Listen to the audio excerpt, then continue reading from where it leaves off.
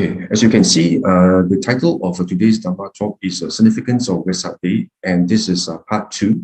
And here today, I'm going to be focusing particularly in respect of how we can actually pay the highest homage to the Buddha on such a special day that Buddhists all around the world celebrate and observe, which is Wesak Day.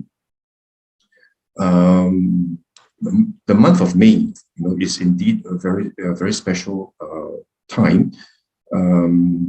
As you all know, in the month of May, and on the full moon day of the month of May, is the Wesak Day, and in this on this very special day, we all know that it's a thrice sacred day which actually commemorates the birth of the Blessed One and the fully enlightenment of the Blessed One, and of course the Parinibbana, the final passing away of the Buddha. So on this very special day, this Wesak Day, it is one actually can observe on this very special day, that Buddhists, all around the world, they will, of course, they will throng the temples, and you find that temples around the world, will be crowded, with lots of celebrations, as well as fun fair, where we find that Buddhists, as a whole, in general, we pay our homage to the Blessed One through various forms. For example, there is actually hymn singing, in praise of the Buddha, his virtues, and there's of course offering of flowers, and Buddhists bring fruits, and other offerings to offer to the Buddha, and of course, we also offer incense, for example, like jasmine incense, and all the nice smelling incense we offer to the Buddha, and some temples even, I observe, especially the Mahayanese temples, there's also the bathing of the statue of the baby Buddha Siddhartha, so a lot of this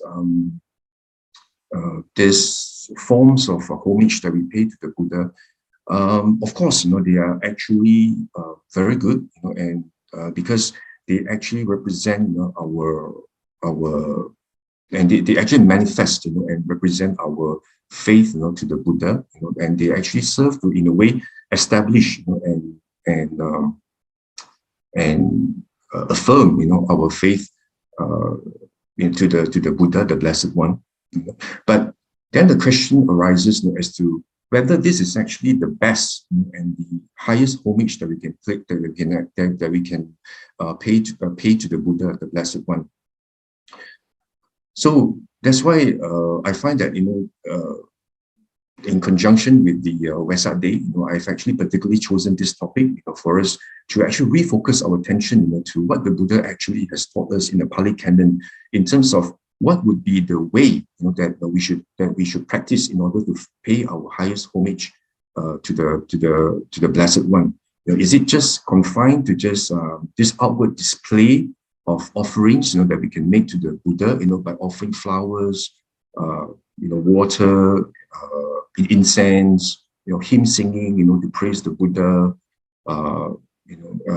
and all forms of offerings, that we can make to the Buddha? Are these the only ways that we can that we should confine ourselves to pay our homage to the Blessed One? As I said, all these are actually very good. They actually serve to show, and manifest and display our confidence and our faith, in the Buddha. But the question now is, what will be the highest form of homage that we should actually practice, in order for us to show, our deepest respect to the Buddha and the Blessed One. So first of all, let me first of all bring you to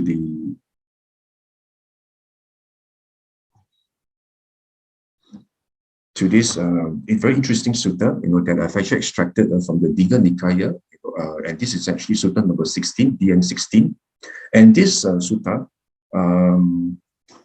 actually records the conversation between the Blessed One Buddha, and as well as Venerable Ananda, and this is actually during a time where it was actually very near the time that the Buddha was about to pass into Mahaparinibbana, the final passing of the Blessed One.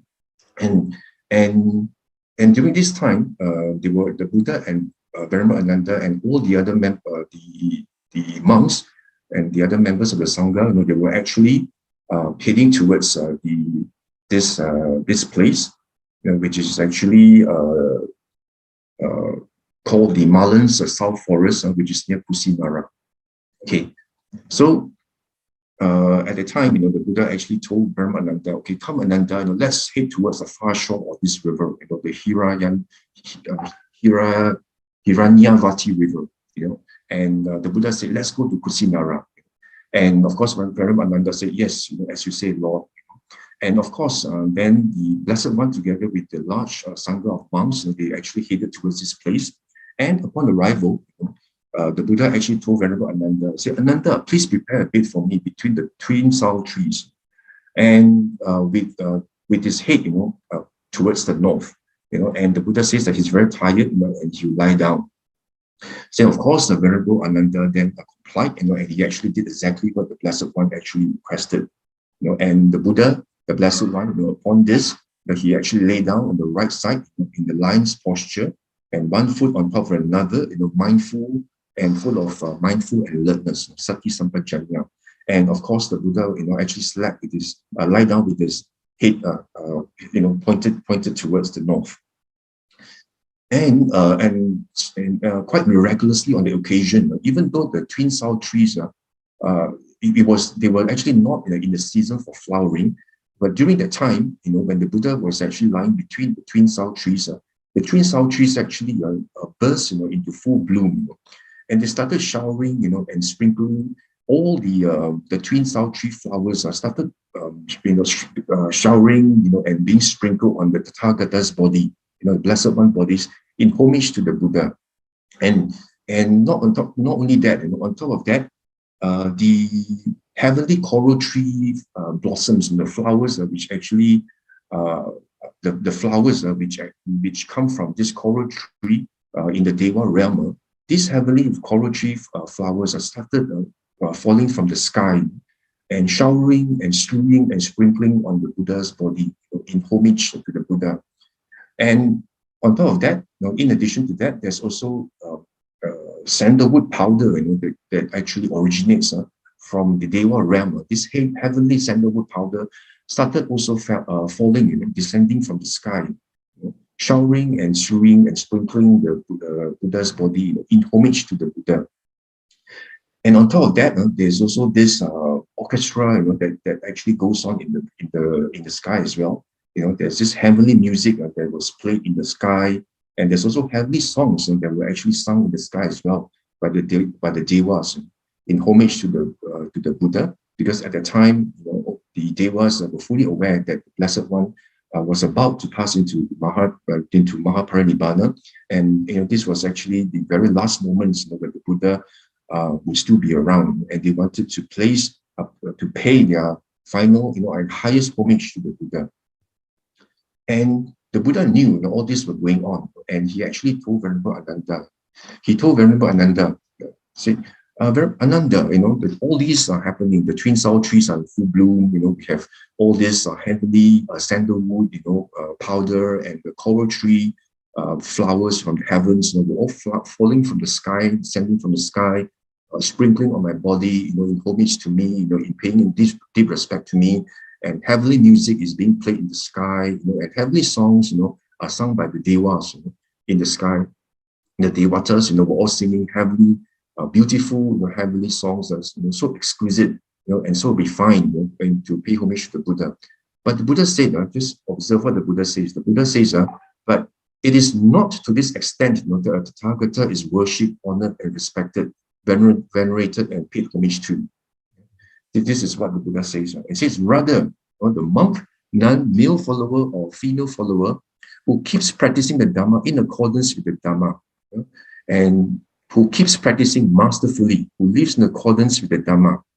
And that is the person who worships, honors, respects, venerates, and pays homage to the Tathagata with the highest homage. Okay? So the Buddha tells Venerable Ananda, all these outward manifestations of showings of offerings to me, by all these beautiful and fragrant incense and sandalwood, all the coral tree flowers, and all this heavenly music, and the heavenly music and songs, and all these wonderful offerings that were made to the Buddha. The Buddha says that all these are not the highest homage that you can pay to the Tathagata, to the Blessed One.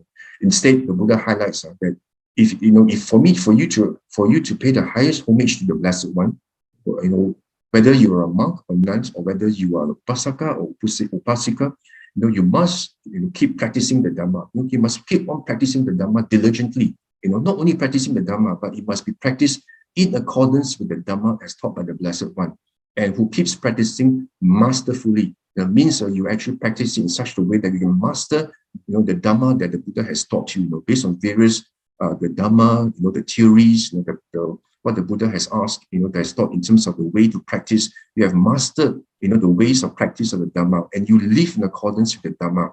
And if you're able to do this, then you will be actually, be paying, the highest, homage and worship and respect and veneration to the Tathagata. And this will be the highest homage that the Buddha says that anyone will be able to give to the Blessed One. So the Buddha says, so you should train yourselves. You should and you shall keep practicing the Dhamma. But it must be in accordance with the Dhamma, and you must practice it masterfully and in accordance with the Dhamma. And that is how you should train yourselves. So if you look at this sutta, it is actually very interesting, because if you look at it, all the offerings, the offerings that we make to the Buddha on Wesak Day, like I mentioned earlier, whether be it the fresh flowers, the fragrant incense, and the hymn singing, all this, if you actually compare them to the items, all these offerings that actually originate from the heavens. Actually, what we offer over here, of course, is in the human realm are actually nothing compared to those that actually originate from the Deva realm. Like, for example, if you offer to the flower to the Buddha, actually our flower, as compared to the coral, tree flower in the heavens, and if you compare, for example, the incense that we offer to the Blessed One, as compared to the sandalwood, powder, that actually comes from the Deva realm, all these are actually, in a way, inferior, compared to those, that come from the heavens.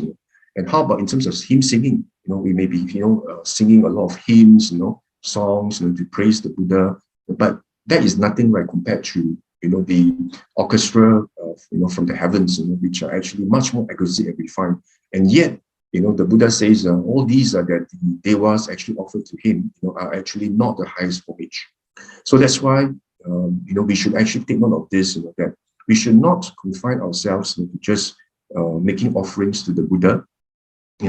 Of course, these are actually good ways, of displaying our faith to the Buddha, but we should not just confine to this. And in order for us to pay the highest homage to the Blessed One, the Buddha, we must actually take heed of what the Buddha says in this DN 16, which is that we must actually practice the Dhamma, in accordance to what he has taught, and to keep practicing it, until you have actually mastered the Dhamma and you're able to live in accordance with the Dhamma in your day-to-day life, based on what the Blessed One has taught. And if you're able to do this, you'll be able to pay respect to the Buddha with the highest homage that anyone can provide to the Buddha. So as you can see here, the Buddha is actually not so much concerned about all these physical and outward offerings that you can make to the Buddha, because the Buddha has actually eradicated the ignorance of the self. He's actually he has uprooted self and conceit. So therefore, he's actually not so confined, so concerned, whether you actually pay homage to him, he's or whether you actually offer flowers or incense, or you play heavenly music, or sing songs in praise of him. Actually the Buddha is actually quite equanimous when it comes to all this. He will not actually be elated or be very overjoyed if you do this, because he's actually very equanimous about this. Instead, he will actually ask you to practice the Dhamma, assiduously, and with as much effort as you can, to practice it in accordance to the way that he has taught you, and to live, to practice it such that you can master what he has taught you.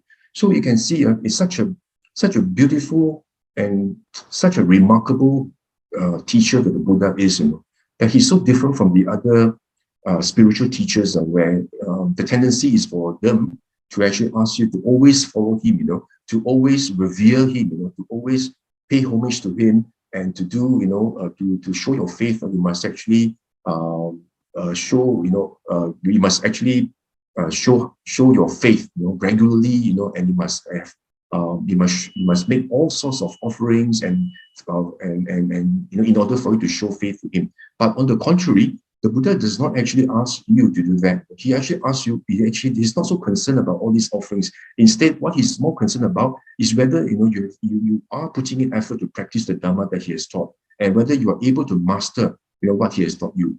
So you can see here the Buddha is very his emphasis and his focus is actually in terms of whether you are actually practicing the Dhamma that he has taught, whether you have listened well to the Dhamma, and whether you have practiced it such that you have actually uprooted Buddha, Dhamma, and Buddha, and whether you have uprooted all the kilesas, and and you have actually developed the firm faith in Buddha, Dhamma, and Sangha.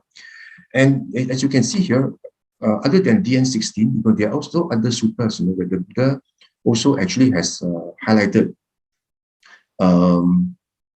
about the importance of practicing the Dhamma, such that we are actually able to know and see the Dhamma, instead of just making offerings to the Buddha, and doing all this outward display of faith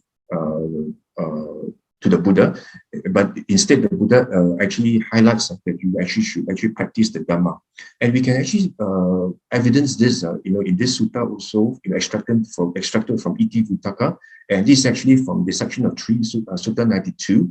And the Buddha here actually told the bhikkhus, then he says, bhikkhus, even though a bhikkhu might hold on to the hem of my robe, and follow close behind me step by step, even though a bhikkhu, he is actually holding the hem of the Buddha's robe, and follow closely behind the Buddha step by step. But if this monk, he's covetous, and he's passionate, he has a lot of craving in him, for objects of desire, and he's malevolent, and he's corrupt in thoughts, and he's unmindful. He's actually very negligent. He's not mindful, and he's uncomprehending.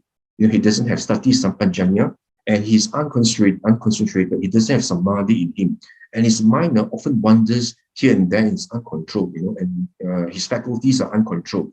His mindfulness is not established, in the 6 sense doors. So the Buddha says, for such a monk, even though he's actually holding the hem of my robe, the hem of the robe means that it's actually the fringe of his robe very closely, and he's actually following him, step by step following him. The Buddha says, yet this monk is very far from me, and I'm far from this monk. And what is the reason? The Buddha says, it's because that bhikkhu does not see the Dhamma, and not seeing the Dhamma, he does not see me. Okay, so that's why the Buddha here say again, actually highlights the importance of practicing the Dhamma such that you can see the Dhamma, see the underlying intrinsic truth, of all conditioned phenomena, the sankharas, if you're able to see the Dhamma that the Buddha has taught you, and you're able to know and see it with your own experiential, direct see, by yourself, then, then here the Buddha says, if you do see the Dhamma, then you actually see me, you actually see the Buddha. If you see the Dhamma, means you are able to see the Buddha. And the Buddha says, on the contrary, if a bhikkhu might live 100 leagues away, very far away. He lives, very far away from the Blessed One. But this bhikkhu, he's not covetous for objects of desire. He doesn't have craving, and he is not strongly passionate, and he is not malevolent. He doesn't have unwholesomeness in his thoughts. In his sati is established, and with sati sampajanya, clearly comprehending his sampajanya, and there's samadhi, and his mind is always he's able to enter into samadhi, with the unity of mind, and his faculties are controlled because his sati is established in the six sense doors. He's able to be mindful, of what impinges on his sense doors, and is able to exercise sense restraint, and so his faculties are in control. So if a bhikkhu actually, has all these qualities, and even though he might live 100 leagues away, he is close to the Tathagata, and I'm close to him. What is the reason? Because that bhikkhu sees the Dhamma, and seeing the Dhamma, he sees me. So again, we see here, the Buddha is not so concerned about whether you're close to him, whether you are physically close to him all the time, you serve upon him, you offer all the requisites to him, and you offer him flowers, incense, and sing songs in praise to him. The Buddha says all these are not important, and they are not the highest homage. The Buddha says most importantly, you must be able to practice until you see the Dhamma, and see the Dhamma. Again, in this text sutta, in this Samyutta Nikaya 22.87, there's a recount of this venerable.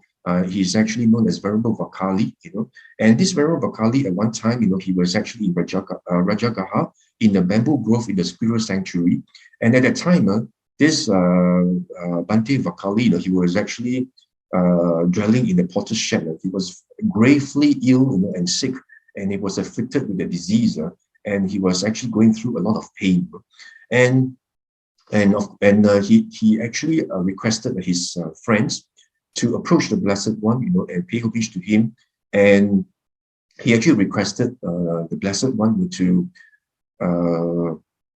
visit him, such that he's able to listen to the Blessed One's preaching, the Dhamma discourse, and of course, all his friends, then approached the Blessed One, and they delivered the message to the Buddha, and the Buddha then consented, by silence. So next, there's this conversation between Venerable Vakali and the Buddha, and the Buddha actually asked Venerable Vakali, I hope you're bearing up, and I hope you're getting better. The Buddha is very compassionate, and he says that I hope your painful feelings are subsiding and not increasing.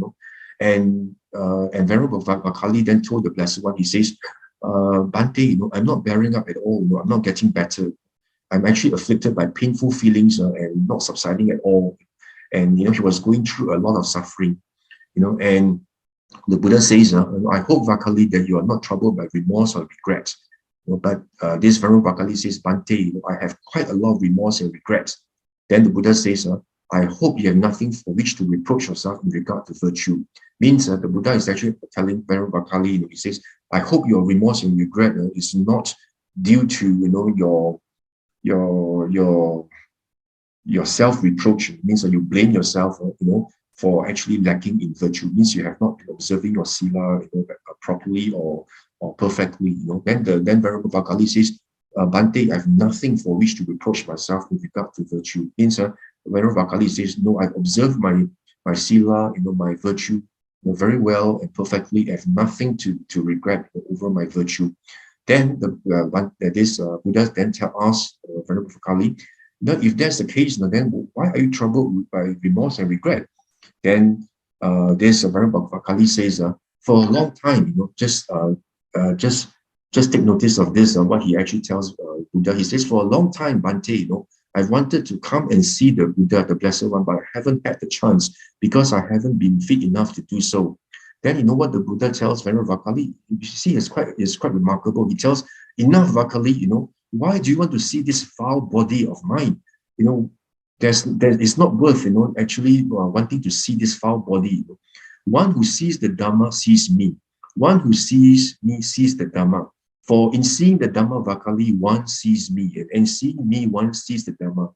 So you can see here the same message that reverberates, that runs through all the suttas in the Pali Canon, where actually you can see very well, like what we see from just now, the Iti Uttaka 92, the Buddha again really tells the monks that you don't have to hold my robe, and walk beside me, every time. You don't actually have to, like, all the time wanting to come and see me, to visit me, just to behold me, because probably, you have this liking for the Buddha. You always want to see him, in order for you to affirm your faith in the Buddha. But the Buddha says, what's the use of seeing this foul body, this foul body of the five gates that's full of all impurities? If you actually run through the 31 parts of the parts of the Buddha, in the sutta, right, you find that all our body is full of pus, sweat, blood, dirt, all sorts of excrement. That what is the use of seeing this foul body? The Buddha says, by right, you shouldn't be concerned about seeing me. You should actually you should focus your efforts, to practice the Dhamma, to see the Dhamma, to know and see the Dhamma. Because if you see the Dhamma, then you actually see the Buddha.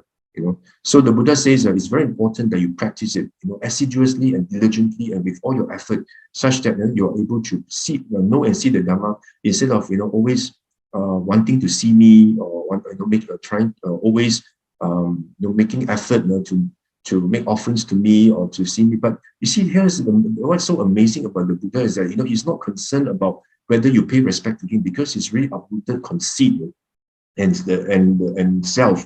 And whether you pay respect to him or whether you see him, or all these are not important at all.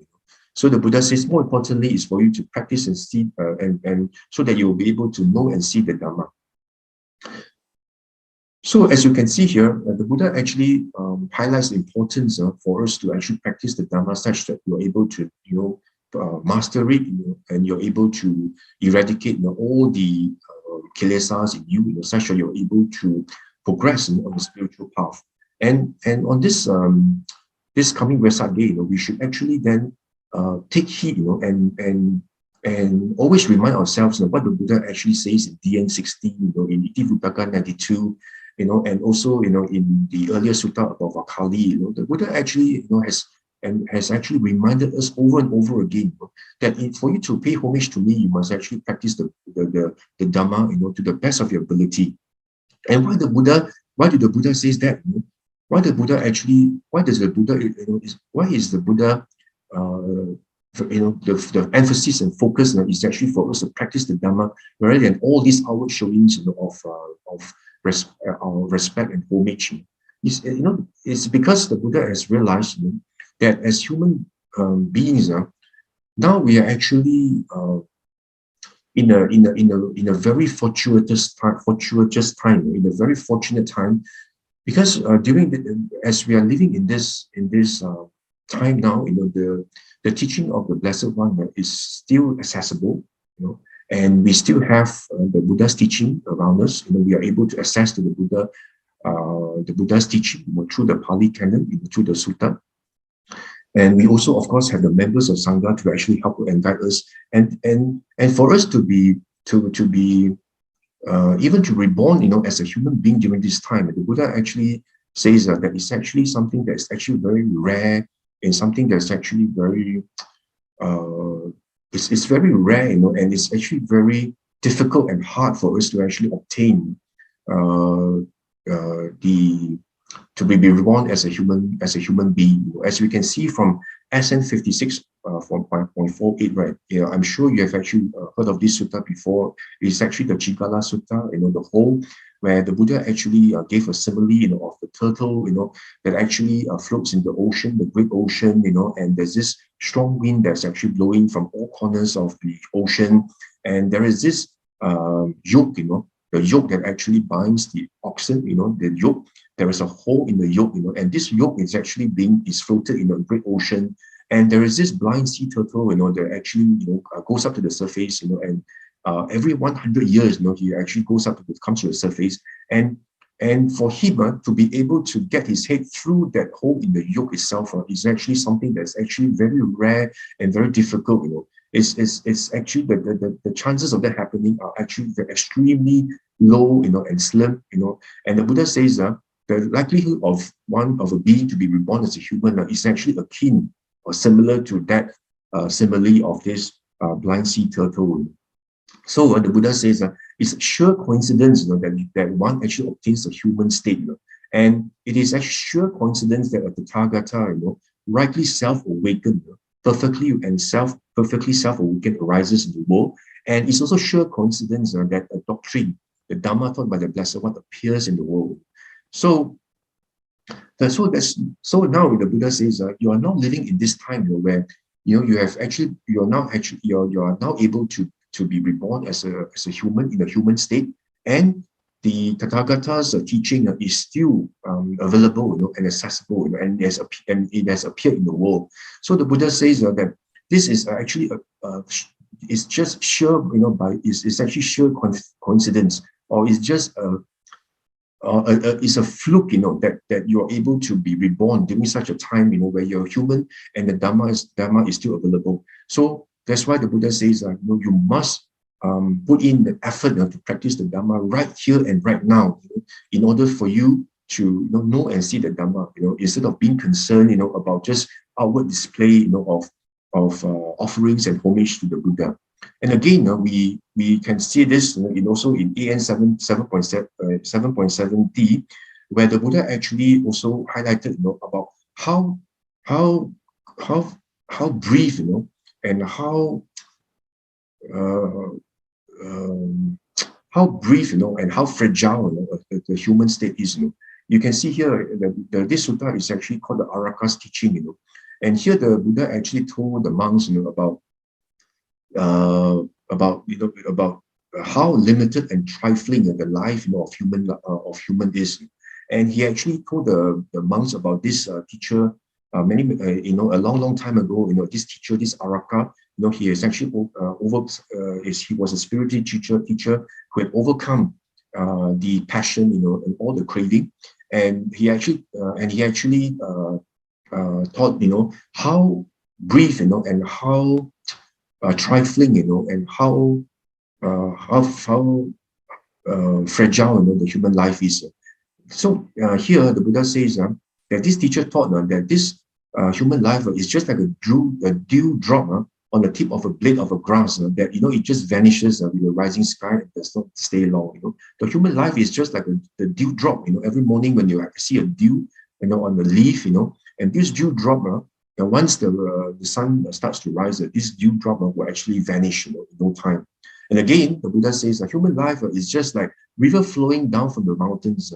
It's swift, carrying everything with it. Not a single moment, instant, where it stands still. Everything just rushes down, and flows down so rapidly. There's no time to actually stop. Our life is just like a river from the mountain, flowing on and on and on, and there's actually no stop to it. We can't even have a respite to it. Everything is going so fast. We can't even stop. And we are heading towards the inevitable. That towards death. And again, here the human life is actually compared like a bubble, on the water, that actually quickly vanishes. Here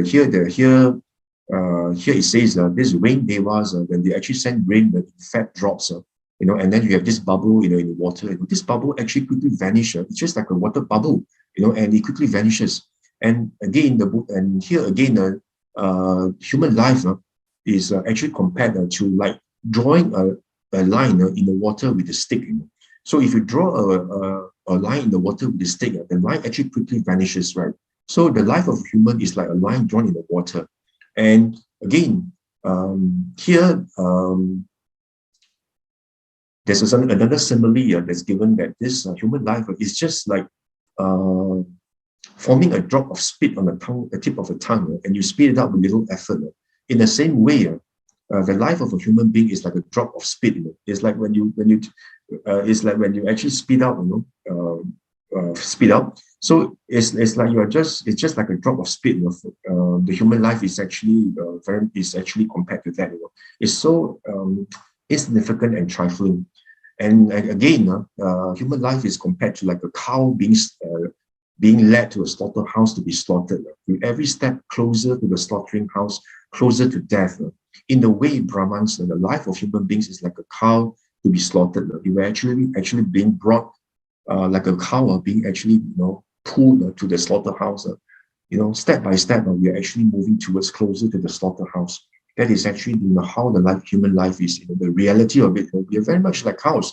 Even though we see the cows being slaughtered, they actually struggle. They're being brought they're being pulled to the slaughterhouse to be slaughtered. In the same way, as human beings, in a way, we are actually moving closer and closer to death. Every single moment, it's like this cow to be slaughtered. So you can see from here, how insignificant and how short-lived, how brief the human life is. That's why the Buddha says we must make sure that we practice the Dhamma here and now. Be concerned about your Dhamma practice. And again, in SN 3.25, this sutta is also very interesting. It's a conversation between King Personality, of Kosala and the Buddha. And in this case, the Buddha actually tells this King Personality that there is actually this. He gives this similar to the king, that our human life is actually being oppressed. From all sorts of afflictions, like the mountains are coming from 4 directions, and we are being compressed by these mountains every day.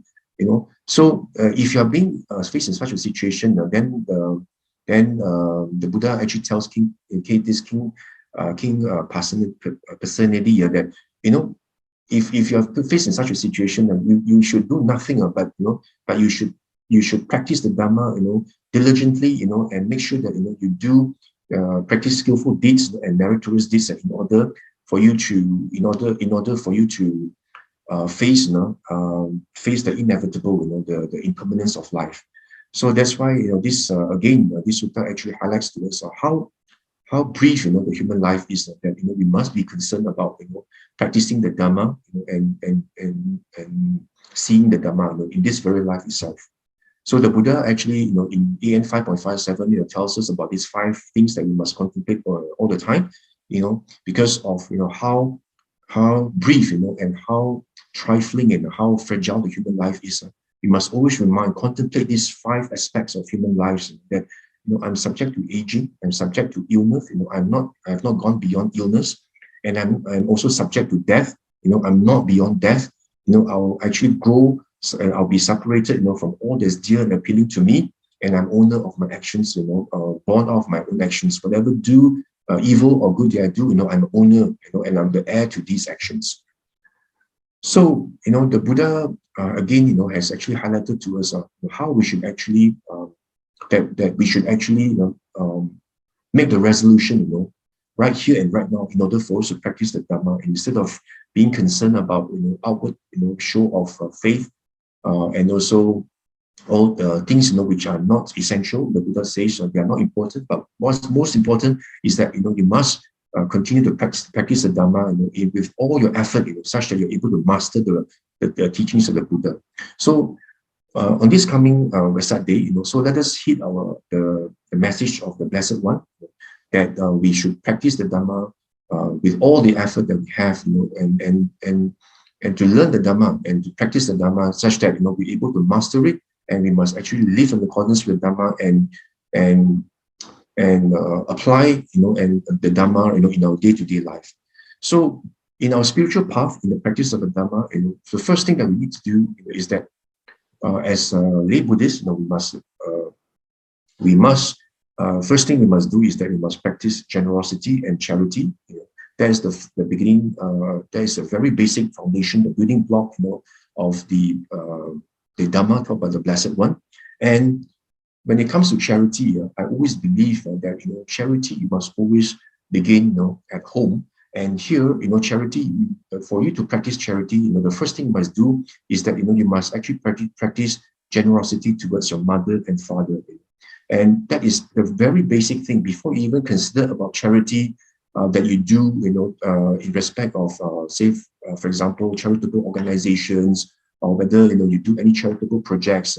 Before you even engage yourself, in external charity efforts and projects, the Buddha says, first of all, you must actually practice generosity, starting with your mother and father. And why is that so? We can see this from the sutta, extracted from this Iti Vittaka, and this is actually for 4.106. And the Buddha actually likens our parents, mother and father, as Brahma. You can see here, this was said by the Lord. Living with the Brahma are those families where mother and father are respected by the children. So the Buddha actually likens, likens our mother and father as our Brahma at home. And they actually, and on top of that, the Buddha says that our parents are like our early devas, and they are actually our early teachers, and they're worthy of adoration. And you can see here the Buddha actually emphasized so much on our parents because they have done so much for us, right from the time, when we were young, they have actually provided us, with food and all the other requisites that we need in order for us to grow, and they've given us education to educate us, and whenever we were sick or ill, they were so worried. They actually looked for the best doctors that we know that they could have, and find the best medication in order for us to get ourselves well again. So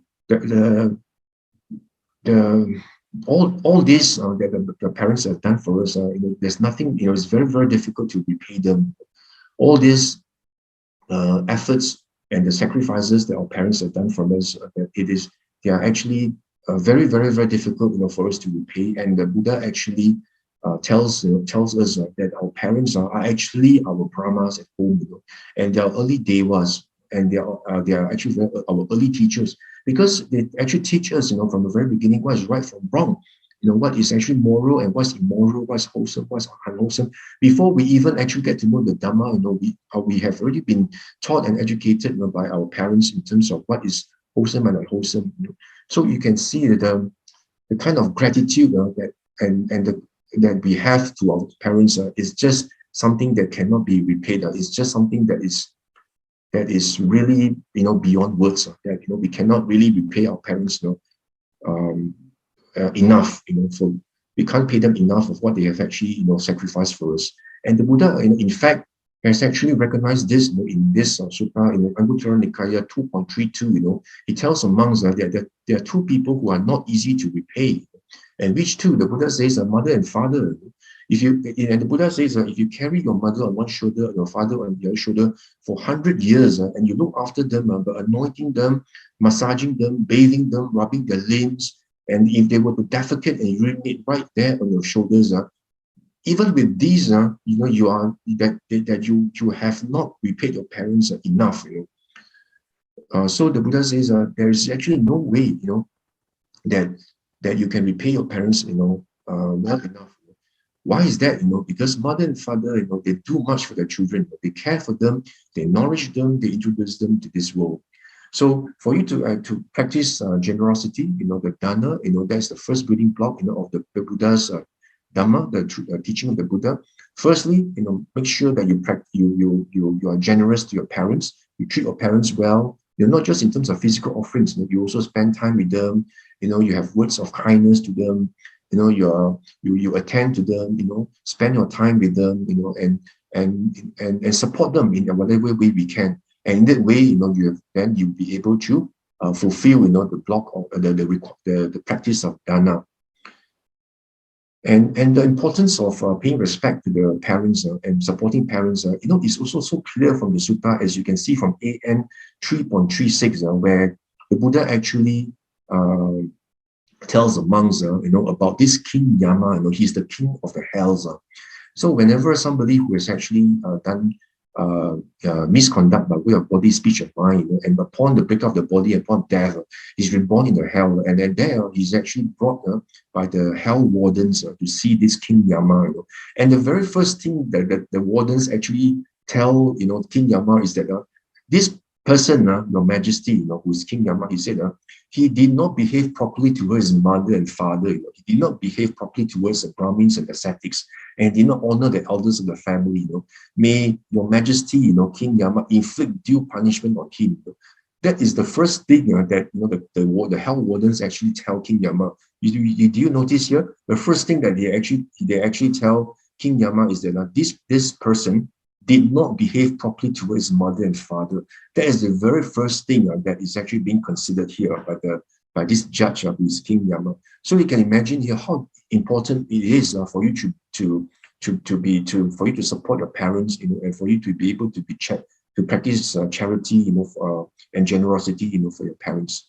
So as you can see here, the Buddha actually highly emphasized the importance of doing dana to your parents. And on top of that, in AN 5.41, the Buddha says on top of that, in addition to parents, you should also apply your whatever that you have gained in terms of health by performing dana for other people, who are important to you as well. For example, make sure that you keep yourself well. The first thing, make sure, because if you're well, you're able to look after your parents, and others. Then on top of that, you should also perform dana for your wife, your children, your slave, your worker. Make sure that your servants are happy and pleased. And you also perform dana to your friends and companions, and make sure they're happy and pleased.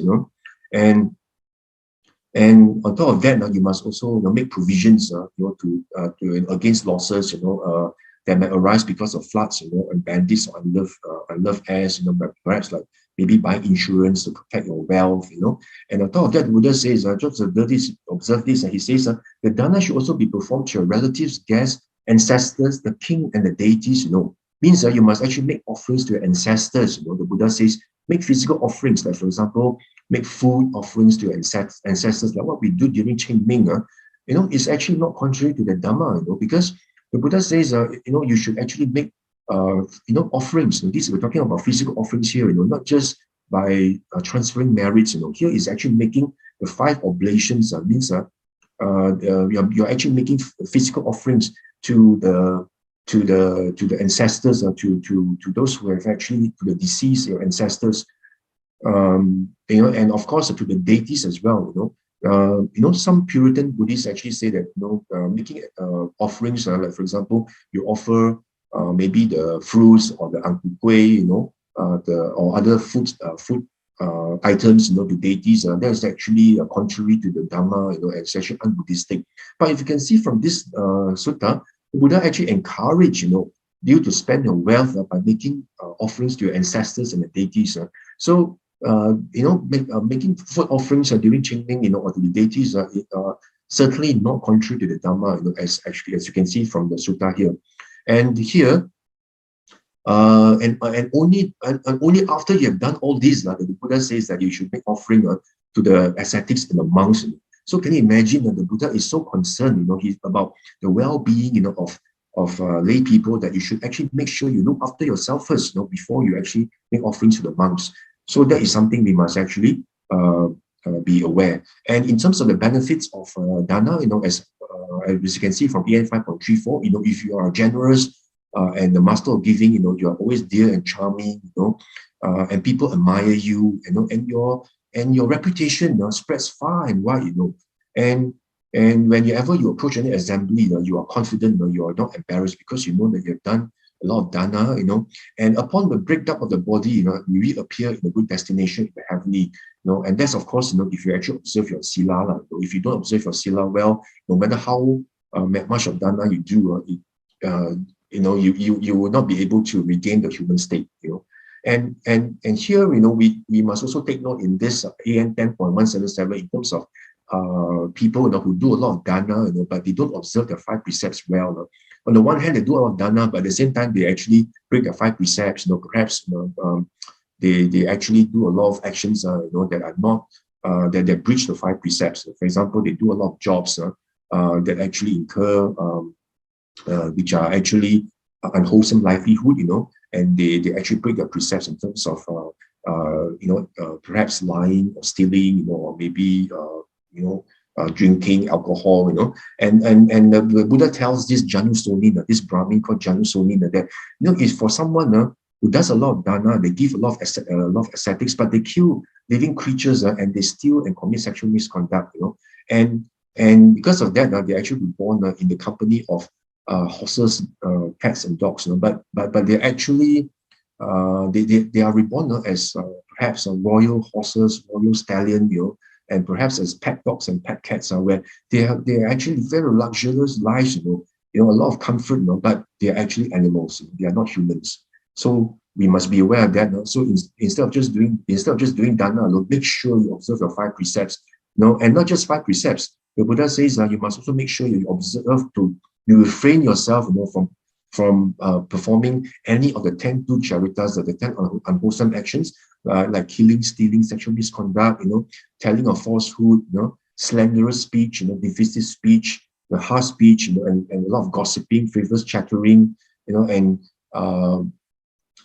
of course drinking of alcohol, and you have a lot of covetousness, you actually longs for wealth of others, and you have this ill will, in your mind, and you actually wish, for someone to be killed, someone to be slaughtered and to be destroyed. It's so potent that this ill will is not just our normal ill will, just being normal, just not our normal anger, but you wish for someone to be slaughtered and to be dead. That is actually something very potent, that it will bring you down to the woeful plains. And he actually holds these wrong views. So about he does not believe in karma, he does not believe in rebirth. There's no merits in supporting mother and father, and he does not believe there's actually another. There are other worlds other than our human world. He does not believe in all these. So he holds these wrong views tenaciously. So if you actually perform these 10 dukkha-charitas, then you're building the potential to be reborn in the woeful plains, and you lose your human state. So the Buddha says, in addition to 5 precepts, make sure you actually don't do this 10 unwholesome actions. So the Buddha, in addition to the 5 precepts, the Buddha also encourages us to practice the 8 precepts, to observe the Uposatha Sila, during the Sabbath days, in this AN, as recorded in this AN 3.70, that if you actually practice these 8 precepts, it's of great fruit and great benefit. Even if you are a king, this kingship is actually not worth 1/16 of observing 8 precepts, because by observing 8 precepts, the chances of you being reborn in the Deva realm are actually increased and very high. And the Buddha then talks about that one day in one night in this the 4 great heavenly kings, the Chatu Maharajika Deva, one day over there is actually 50 human years, and one day in this Tavatimsa heaven, the Devas where the Deva realm where Sakadeva Raja lives, is actually 100 years, is a century. 100 human years is equivalent to just one day in this Tavatimsa heaven. So you can imagine how wonderful it is to practice these 8 precepts. And again, in AN 10.46, the Buddha tells the Sakyans that you should practice the 8 precepts consistently and constantly during the Sabbath days, and don't just observe it like as and when you feel like it.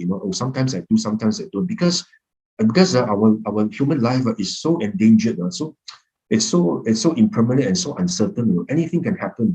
We may grow ill, we may grow sick. We may be assailed by diseases. Sometimes we just never know what will happen. Sometimes you feel so well, the next moment you're being told by the doctor that, oh, you have this disease, or you have this cancer, or you have this tumor in you, and suddenly everything just changes, from happiness to sadness. So you can imagine how transient and how impermanent life is. So that's why the Buddha says we must observe the Uposatha Sila, consistently. Don't be like the Sakyans who just sometimes observe, sometimes don't observe. And the Buddha again in this AN 5.31, he actually tells this Princess Sumana that in addition to practice the observing of Sila, right, like I mentioned to you, the 5 and 8 precepts and the 10 dukkha-charitas, make sure you also do a lot of dana, because the Buddha says that if you do a lot of, if you actually practice your Sila, but you do dana, so when you're reborn in the Deva realm, right, you actually lose out other Devas in terms of 5 things, in terms of your divine lifespan, in terms of your beauty, in terms of how bright you are as a Deva, in terms of your happiness, your fame and sovereignty, you lose out to the other Devas because you don't do enough dana. Even though you practice your Sila, you don't do dana, you're reborn to a Deva realm, but you lose out to others in terms of these 5 things as a Deva. And even if after a Deva realm you come down as a human being, you also lose out in terms of 5 things. So your human lifespan, your beauty, your fame, your sovereignty, and And even if you renounce and become a monk, the Buddha says that if you don't do enough dana, you actually don't get invited for robes, for alms food, for lodging, for medicine, for supplies. So all the daily requisites are hard to come by, and you don't get invited to receive this because you don't do enough dana. So that's the case. And of course, then Princess Sumana said, if one has actually attained enlightenment, has attained perfection, is there a difference between the two, whether you do dana or not? Then of course, the Buddha says there's no difference, because the nibbana, there's an experience is the same, just like the taste of the salt in seawater, is everything, the nibbana is the same for everyone. So this Princess Sumana said, wow, it's incredible, it's remarkable that just this much is quite enough to justify giving, for making merits. For this dana is very important for those who actually become devas, human beings, and renunciants. Whether you are a deva, or whether you are a human being, or whether you are actually a monk or a nun, make sure you do a lot of dana in addition to sila. So the Buddha says, yes, Sumana, that is so true. So by this alone, is enough to justify giving gifts and making merit. For merit is actually helpful, important for those who have become devas, human beings, and renunciants. So importantly, we must make sure that we understand that dana and sila must come together, as the building block, of the teaching that the Dhamma that the Buddha has taught. So after you have done a lot of dana, and sila, then you actually get reborn in the heaven. You experience all the exquisite enjoyment. All your houses are made of diamonds and golds and glittering. You have all your deva cloak, and you have all the sensual pleasures, in the deva realms. You have a lot of nice music, nice songs, in the orchestra in the heavens, play songs for you. You have all the beautiful maidens accompanying you, and you actually play and have fun the whole day through without having to worry about anything at all. You don't have to work, you don't have to do anything, it's so wonderful. Life, is so enjoyable. But the Buddha says, this sensual pleasure, is actually just, it's just like a cancer, it's like a tumor, that's actually very silent and insidious. It's killing you, but you're not aware of it. You're enjoying yourself, but this sensual pleasure, it's something that's actually very dangerous. There's a danger, why is it dangerous? It's dangerous because precisely because it's actually impermanent. It's actually non-self. Whatever that you enjoy, is non-self. And because this sensual pleasure is non-self and is very is impermanent, you keep on craving and craving for it. You actually want the craving to be there, to be permanent, to be unchanging, to have a permanent and to have a permanent nature, to this sensual pleasure you have. So it becomes that you actually want to always have this craving and longing for this sensual pleasure, like what the Buddha describes in this Majjhima Nikaya 54. That he actually there is this conversation between this layperson called Petaling, he's a householder, and he actually there's this conversation between him and the Buddha. It's a long sutta, he's a householder, but he's given up all his assets and affairs to his sons and daughters, and he thinks that he's a renunciant, but the Buddha says you are not, because you still enjoy a lot of sensual pleasure, and it's not in your practice. Renunciation is not in the normal one discipline.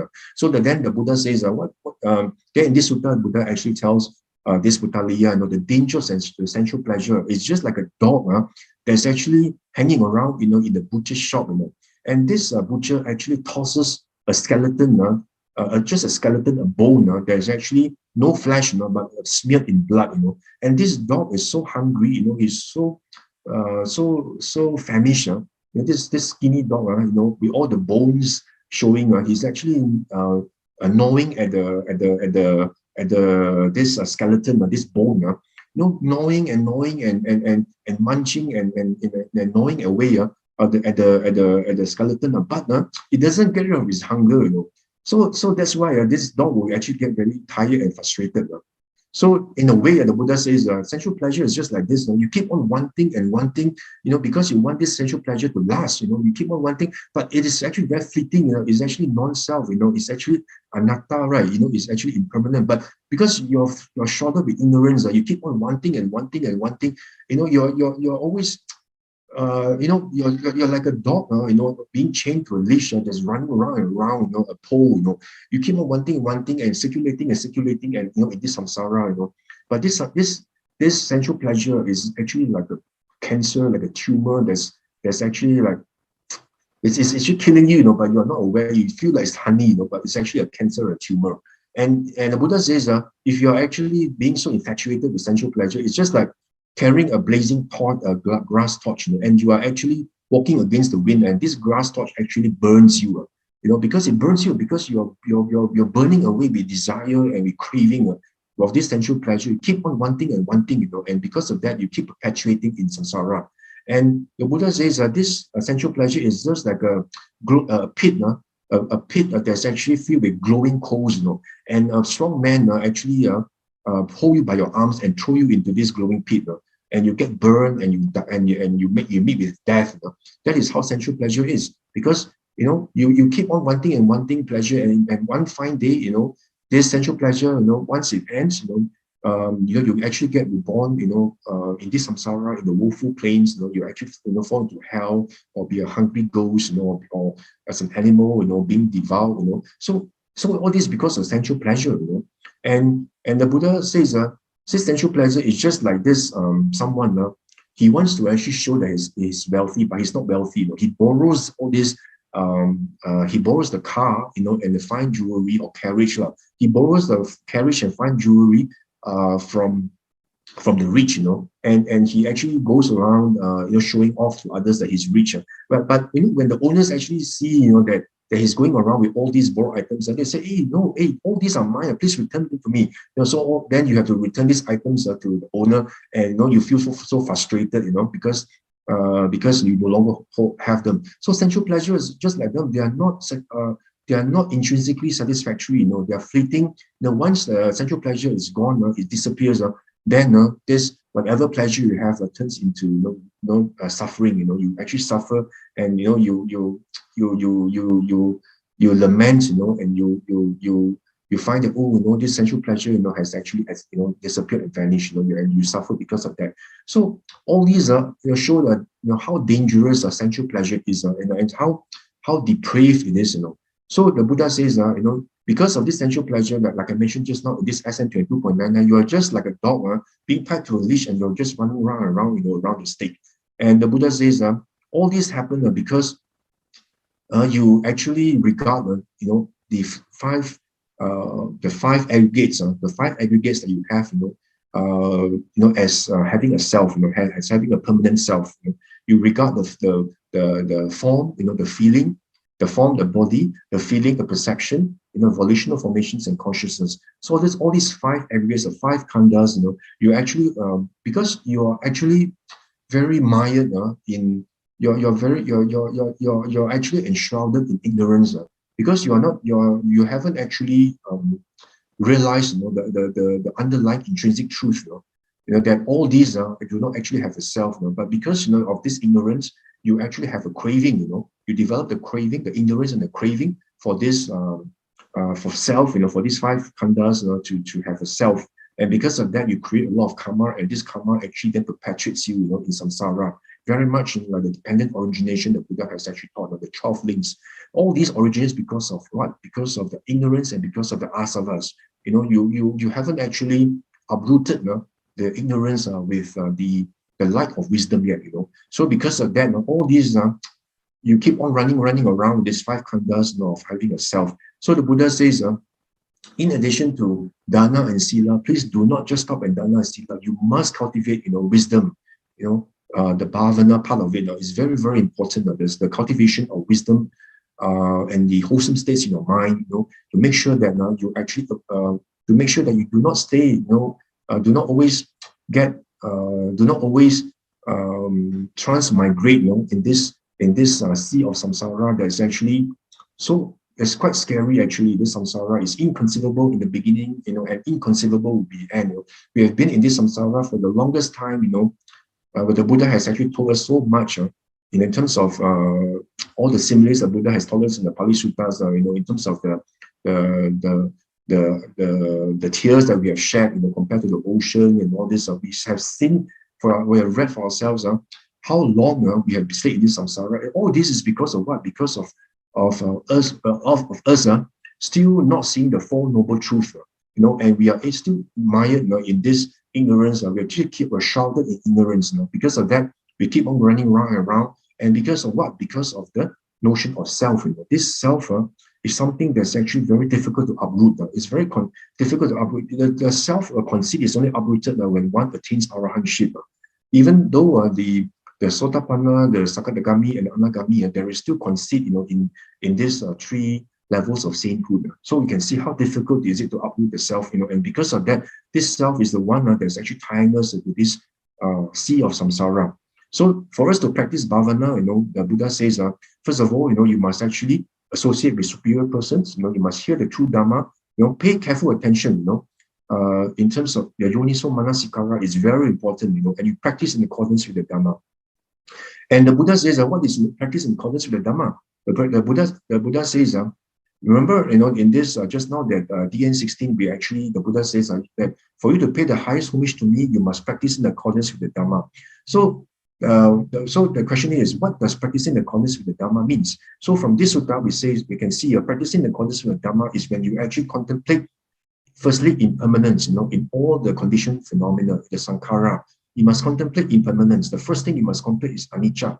But you shouldn't stop just anicca, You must also make sure you actually contemplate, that it's actually dukkha, it's actually non-satisfactory or suffering, And on top of that, you must also contemplate that all these sankharas, that the conditioned phenomena, is actually non-self, it's actually anatta. There's actually no self to it. It's actually empty of a self. It's all conditioned phenomena arise through causes and conditions, and there is actually no intrinsic self to it. It's empty of a self, and if any of these conditions change or disappear or vanish, whatever that's conditioned also disappears as well, also vanishes as well. So there is actually nothing everlasting there at all, and therefore it is impermanent, and it's actually dukkha as well. So if you are able to realize this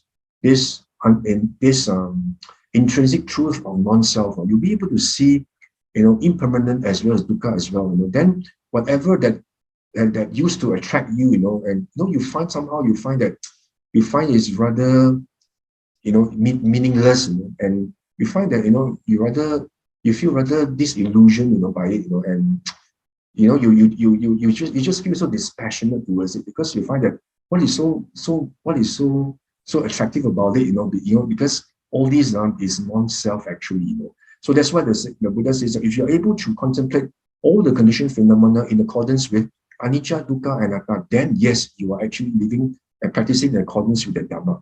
So, like I mentioned earlier, for you to actually practice to see this anicca, dukkha, anatta, make sure that you actually practice, by focusing yourself, practicing by actually establishing your sati, in the five, you make sure that you actually focus your sati by establishing yourself in the six sense doors.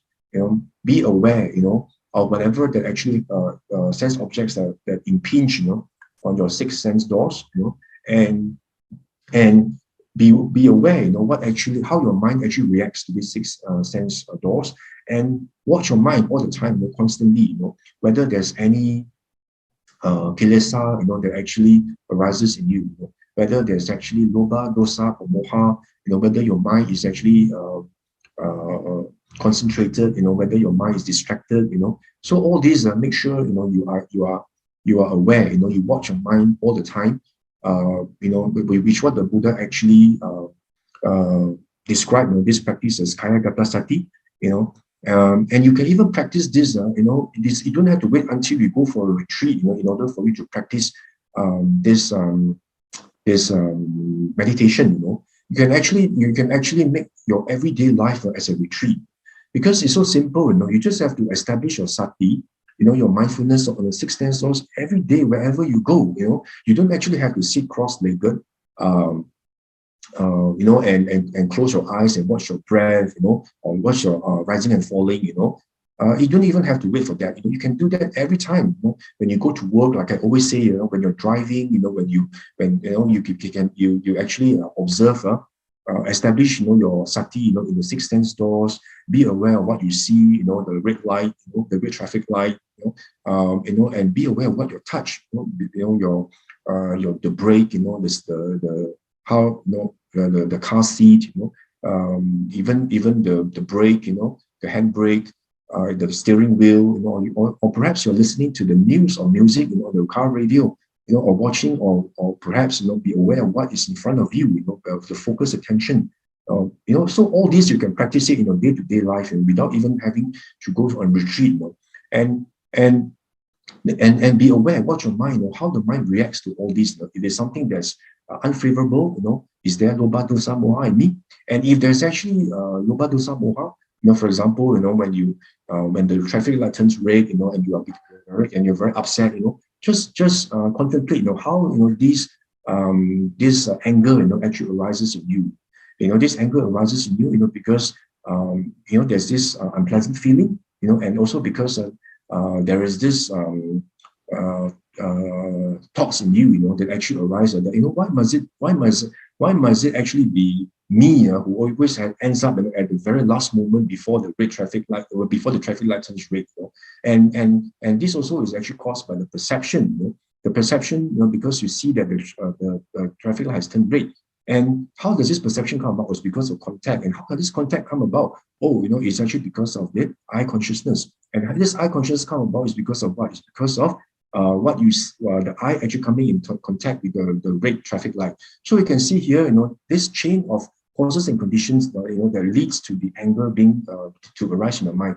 And you begin to see that there's actually nothing intrinsic about it, because once the traffic light turns green, and you're moving along, so this anger somehow dissipates and actually disappears. So you can see for yourself that this anger is actually something that's actually not, it's actually non-self.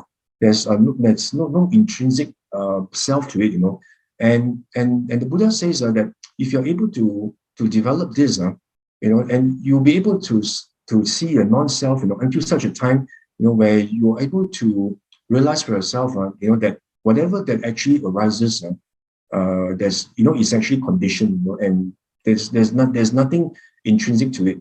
That's why the Buddha actually asks us to practice, to observe your five khandhas, through your six sense doors. So here I've actually given a few suttas here about how we should actually practice, by fixing our attention, of sati, to the six sense doors, to observe the five gates. And of course, the Buddha, like I mentioned, also in this Nandaka Sutta, also he also taught us as to how we should actually contemplate this non-self by looking at, for example, an oil lamp. You actually observe yourself for yourself, how this light, actually comes up from this oil lamp. This light, is there because of the fire, and the fire is there because of the candle, the wick, the candle and the oil lamp as well. If any of this disappears, this fire actually, it disappears as well. So you can see for yourself, this fire, can you say that there's a self to it? Means that, it's not dependent on causes and conditions, it just exists by itself. Definitely that cannot be the case, right? So we can see that this fire and the light is actually dependently a reason, and because of that, they're actually non-self. So if you can actually use this and apply this in everything that comes to your mind, this, if you watch your mind, what the Buddha calls citta nupassana, you watch your mind constantly about any loba dosa moha, that arises in it, and you contemplate that. The Buddha actually says in this sutta called the Ati Yoga Pariyaya Sutta, that just by watching your mind alone, you're actually able to attain arahantship. And of course, like what I mentioned all the time, when you meditate, it's not just observing phenomena arise and pass away. It's not good enough. The Buddha says in AN 4.41, which I actually shown before in my previous talk, there are four types of samadhi. And the Buddha says that the type of samadhi where you just actually observe whatever you observe as and when it arises, and as and when it persists and falls. That sort of samadhi does not lead to the ending of suffering. The Buddha says that the ending of suffering does not come about by just looking at this, how it arises and how it ceases. It does not lead to the uprooting of the asavas. Instead, you should actually contemplate how it arises and how it actually ceases. because only then you'll be able to see the non-self nature, of this conditioned phenomena, that actually you observe through your five aggregates. So that is something very important that we must actually take note of, that for you to actually practice, of course, you practice samatha and vipassana. Samatha is where you actually place your sati, on the six sense doors. You actually observe whatever that impinges in your sense doors. So initially, your mind may be a bit distracted. May not be composed enough for you to actually do vipassana. But you just focus your attention, and place your sati, on the six sense doors until your mind attains serenity. And what we call the dynamic samadhi. Of course, this is different from when you sit cross-legged, where it's actually static samadhi. Where you watch your breath or your rising falling, that's different. That's actually a static samadhi. But dynamic samadhi does bring you peace as well. So with this dynamic samadhi, once you've established in it, you must actually withdraw yourself from the subject, from the object to the subject. Subject, which is yourself, which is the mind. So if you want to practice vipassana, you must actually contemplate the subject rather than object. And actually see the non-self nature, that actually arises, through causes and conditions. Because it's only this way that you're actually able to see causes and conditions by looking at the subject. Otherwise, by looking at the object itself, it's actually quite difficult for you to actually see the causes and conditions. Like I always say, for example, like you see a lightning in the sky, right? You actually observe this as an object, and you see that it's there in a flash and disappears.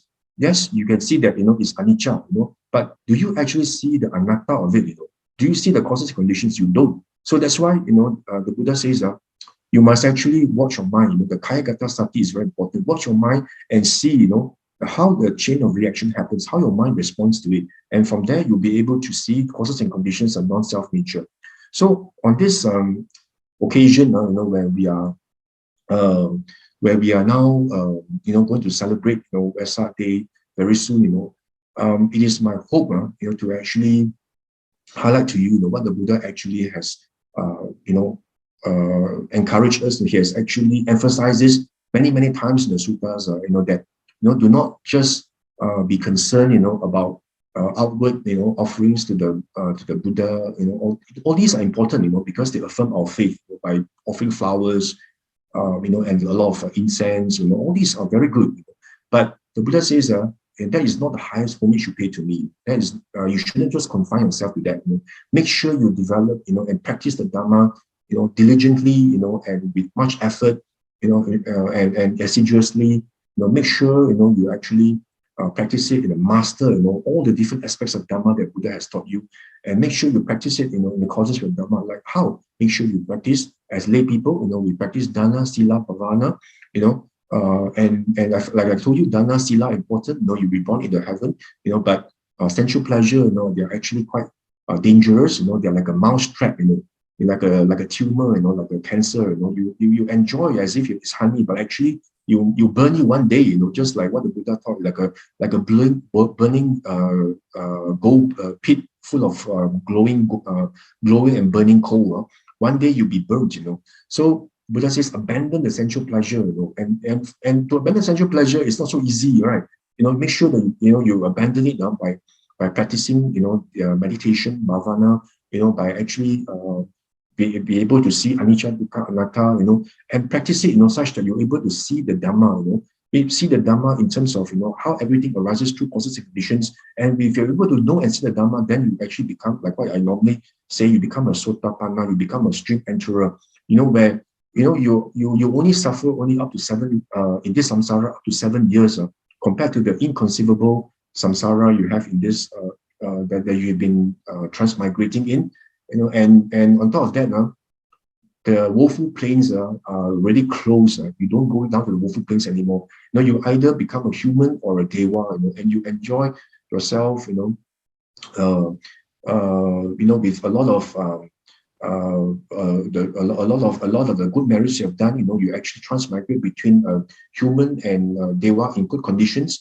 And on top of that, you are destined, to be enlightened. What the Buddha says, that you are niyato, means you actually are destined for enlightenment as a sotapanna. So the Buddha says, if you become a Sotapanna, right, your suffering compared to the samsara is just like the sand, on his fingernail compared to the great earth. And on top of that, the Buddha says, if you become a Sotapanna, even become a king, a universal monarch, a king that you rule all over the world, where you have all the treasures in the world. The Buddha says that that's not even worth 1/16 of Sotapatti, or become a Sotapanna. So we must actually take heed of this, and practice it, and on this coming Wesak day, right? Make sure you make a resolution for yourself. I shall practice it, with much effort, with diligence. I must actually always constantly remind myself what the Buddha has actually told me. In all the suttas, to practice it, diligently, and master what the Buddha has taught, and that itself, I would have actually paid the highest homage, to the Buddha. Okay, that's all. I've actually come to the end of my talk today. If you have any questions, please feel free to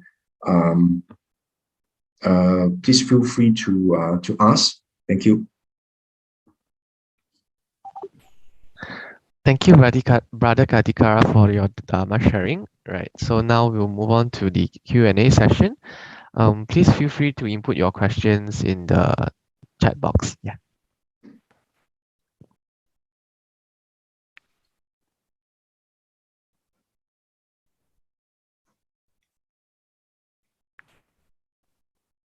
Right, maybe I can kickstart with a first question that I have. So the question is, Brother Loo, can you please enlighten me? A ruler in Buddhist context is one who controls the six senses. What does this mean? I'm sorry, could you repeat that? Sorry? Sorry, could you repeat that? Oh, okay, sure. The question reads, Brother Loo, can you please enlighten me? A ruler in Buddhist context is the one who controls the six senses. What does this mean? It comes from the context of Dhammapada 182, a story from that. Yeah. A ruler, a ruler who's controlled in the six sense doors. Yeah, the six senses. Yeah. Okay. So in what context is this being asked? May I know? When you say a ruler is controlled in the six sense doors, in what context is this question being asked? In a way, as in the ruler, needs to be controlled in the six sense doors in order for him to rule the world righteously. Is that the question? Yeah, I believe that would be. Yes, in fact, the universal monarch, or the wheel turning monarch, the universal ruler, is someone who actually practices the Dhamma, and he will actually rule the world, rule the four corners of the world, righteously, based on the Dhamma. So he would be somebody who is very righteous, who practice and who actually rules in accordance with the Dhamma.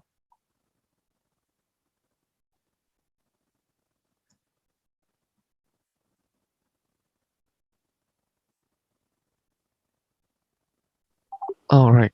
But if I may further the question, right? What's the difference of the six sense doors to the one in the Majjhima Nikaya as displayed on the screen on the six sets of six? The six sets of six, this Majjhima Nikaya MN 148. Here the Buddha is actually teaching the monks as to how the five aggregates can be contemplated through the six sense doors. So here the Buddha is actually linking the five aggregates, how the five aggregates can be contemplated. If you actually place your sati, in the six sense doors, for example, in the case of your eye, when you actually see something, that's actually pleasing, and attractive, then there's actually craving that arises in you, because the mind reacts to that, in a way. Then the Buddha says that if for you to contemplate the five aggregates, you shall actually do it through the six sense bases.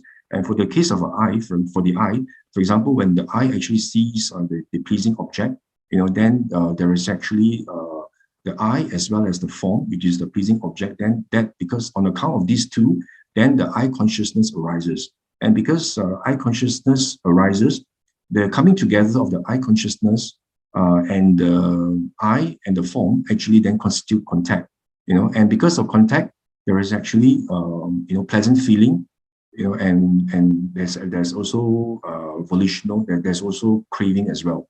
So through this contemplation, right, then you actually analyze and you actually come to realization that the five aggregates essentially are non-self, because they arise through causes and conditions.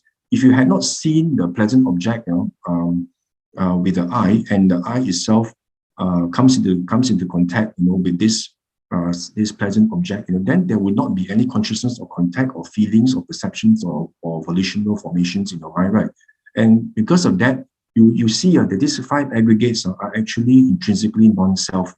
They arise through causes and conditions. And if your I happen to then turn into something that's unpleasant, maybe somebody you don't like, or maybe a type of food that you dislike, instantly that pleasant feeling, just vanishes into thin air, right? And your craving, your craving has then turned into aversion, So you can see that, this interplay of causes and conditions is nothing permanent, It's through interplay of conditions that may change, and there's nothing permanent to it, and intrinsically empty.